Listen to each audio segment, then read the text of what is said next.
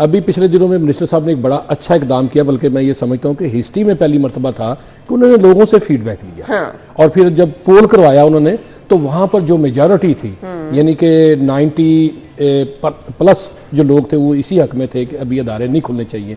क्योंकि जब आप अदारों की तरफ जाती हैं तो तालीमी इदारे, अब इसमें बड़ा डिफरेंस है। एक तो एलीट क्लास के इदारे हैं जिनके यहाँ पूरा सिस्टम है जी, हीटिंग का भी है। फिर उनके बच्चे जो हैं वो लग्जरी गाड़ियों पर वहाँ पर आते हैं, उनको तो ये इफेक्ट नहीं करती। फिर उसके बाद आप आ जाते हैं कि गली मोहल्लों में जो स्कूल खुले हुए हैं जहाँ पर कोई प्रॉपर सिस्टम नहीं है, प्राइवेट सेक्टर में भी।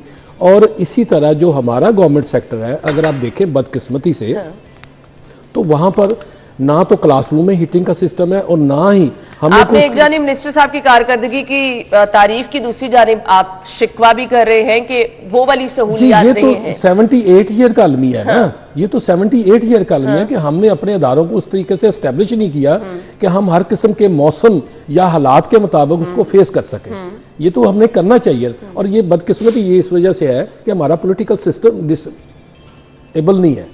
कि आप देखें कि 3 साल या 4 साल ये गवर्नमेंट आती है, वो अपनी पॉलिसीज लाती है, वो जब जाती है तो फिर नई गवर्नमेंट आ जाती है, उसको अभी संभलने का टाइम नहीं मिलता तो वो भी रुखसत हो जाती है।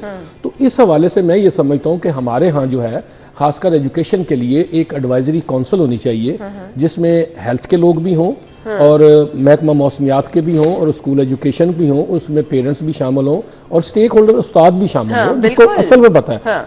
अब मैं आपको बताता हूँ कि बाज़ गाँव हमारे ऐसे हैं कि वहाँ पर जो स्कूल है वो खेतों के दरमियान में वाक़या है, इर्द गिर्द में खेत है। और जब वहाँ पर खुदा न खासा वो फसलों को पानी लगाते हैं तो उसका मौसम यकसर चेंज हो जाता है। गर्मियों में सख्त हबस हो जाती है और सर्दियों में सख्त सर्दी हो जाती है। इन चीज़ों को मद्देनजर रखना ज़रूरी है जी।